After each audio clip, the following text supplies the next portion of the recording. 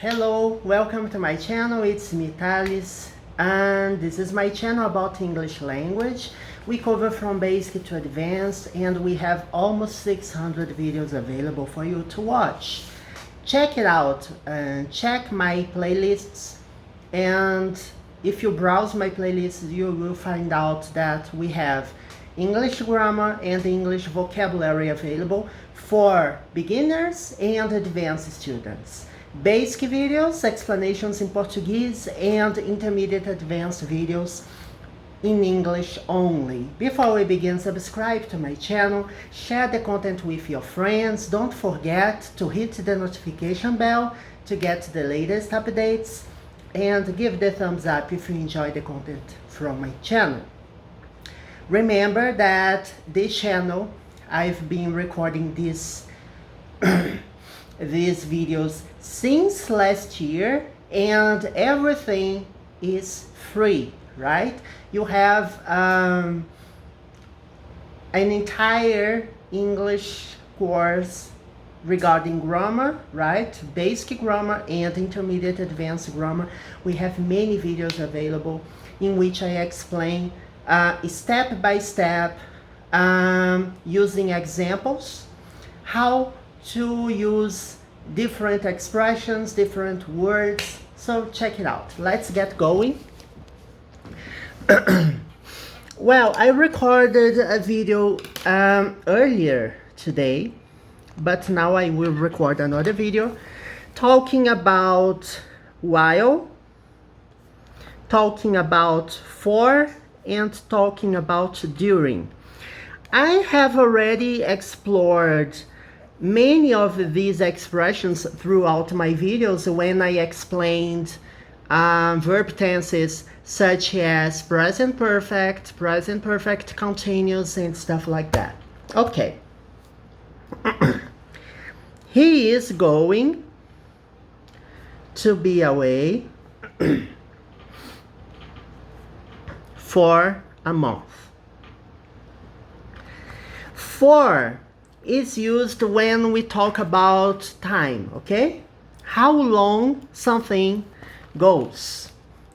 So when I have questions using how long, the answer probably will involve for. It can involve since, depending on the sentence, right? Depending on the example. How long is he going to be away? So this is the corresponding question to this sentence. I want to know how long is he going to be away. Here we have the near future, which is the verb to be plus going to plus the main verb. So is going to be. When I ask a question, I have to change the order, putting the verb first. So he is going to be away for a month. So he will be away for 1 month, okay? So I can use these expressions using various words about time. For example, for a week, for a day, for a year, for 10 years. It will depend, right? You can use for plus an article, right? An indefinite article for a year, for a week, for a day, for a year, for 10 days, for 2 months. So you can use an indefinite article, or you can use numbers, right? You can write the number or use just the number itself, okay? All right, another example. I've been waiting. This is E, okay? I've been waiting for ages. I've been waiting for ages. It means that I've been waiting for a long time. So, of course, nobody waits for ages. Yeah, you can wait for ages for something, but in general, you use this expression when you want to exaggerate, right? You say, oh, I've been waiting for ages and nothing happened. So, as a matter of fact, you haven't been waiting for ages, but in your mind, you have already lost your temper, right? You want something to happen and it doesn't happen. So you become impatient, right? You get impatient about something. So I've been waiting for ages. You can use. Another expression which you can use, another word actually, preposition, is during. During, it says when something happens. It's not about how long, okay? While you use the expression for, the preposition for, when we talk about a period of time, so we ask how long. For, the question is how long. When you use during, you ask when, okay? I've met some nice people during my trip. So I traveled, for example, I traveled to the US in 2019. As a matter of fact, actually, I traveled in 2019. I was planning to travel in 2020, but COVID-19 ruined my plans, right? I intend to travel next year, hopefully. So I've met some nice people during my trip. It means that I have met some nice people. So here we have the present perfect. Present perfect can be used when you want to give some new information. Okay, so this action happened in the past, but when you want to introduce some new information, you can use present perfect. But when we talk about situations in the past, it's better to use the simple past, okay? I met some nice people during my trip. It's better, okay? I've met is also correct, because I'm talking about a trip and I don't know whether the trip is over or not. Maybe the situation is still happening, so I can use I've. So pay attention to the context, right? Whether you use a sentence or not. A verb tense, how you use a verb tense varies depending on the context, okay? And I have already explained this in all my grammar videos. You can search using the magnifying lens, using the Google, the Google function in my channel, right? You can search by keywords. I've met some nice people during my trip. When did you meet nice people? When?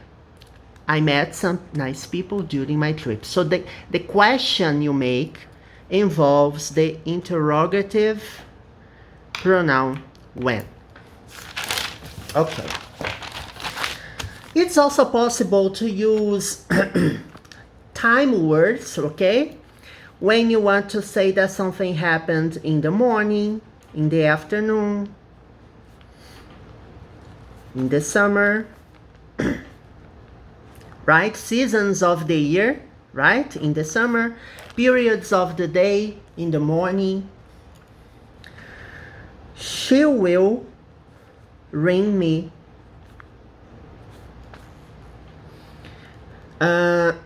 during the day. She told me she would ring me during the day. So, but here, I don't know when she's going to call me. It's a time word, okay? During the day. It's possible to say during the day. You can use, for example, it rained in the night or at night. It's also possible. It rained in the night. It must have rained in the night, for example. She wants, during the summer, she wants to travel during the summer, but she still hasn't decided. She wants to travel. She wants to be traveling. The future continues, right? During the summer. This period of the year is the best for her, so she wants to be traveling during the summer. I can use this also when I talk about a future situation. But be warned, it's different. When you want to say, when you want to say how long something goes, when you want to say or emphasize the duration of something, you can't use during, okay? When I say, for example, it rained for several days. Here I'm talking about duration, okay? Is it duration or not? I'm talking about several days. It's an interval of time. And remember, when I use for, the question is how long? How long has it rained? Or how long did it rain? It rained for several days, okay? So I use for. I can't say it rained during several days. It would be wrong, okay? And last but not least, I want to talk about another situation when I say, for example, she was asleep for 1 hour. Here I'm saying that she was asleep for 1 hour. She was sleeping. She wasn't awake. She was asleep for 1 hour. But when I say, for example, I fell asleep during the meeting. The meeting was so boring, right? I attended a meeting and it was so boring that I fell asleep during the meeting. Don't do that, okay? It's not a real situation, it's just an example, hopefully. I fell asleep during the meeting. Fell asleep, fell falling. Fell falling. Right? It's an irregular verb. These two sentences summarizes what I want to talk about. When you want to talk about duration, you use for. And the question involves how long. How long was she asleep? But here I'm talking about a specific situation, so I ask, when did you fall asleep? When? During the meeting. In which situation did you fall asleep? When did you fall asleep? How long were you asleep? Or how long was she asleep? Okay? All right, people, that's it. I promise I will record more videos, more grammar videos especially, grammar videos, as I was focusing on business vocabulary.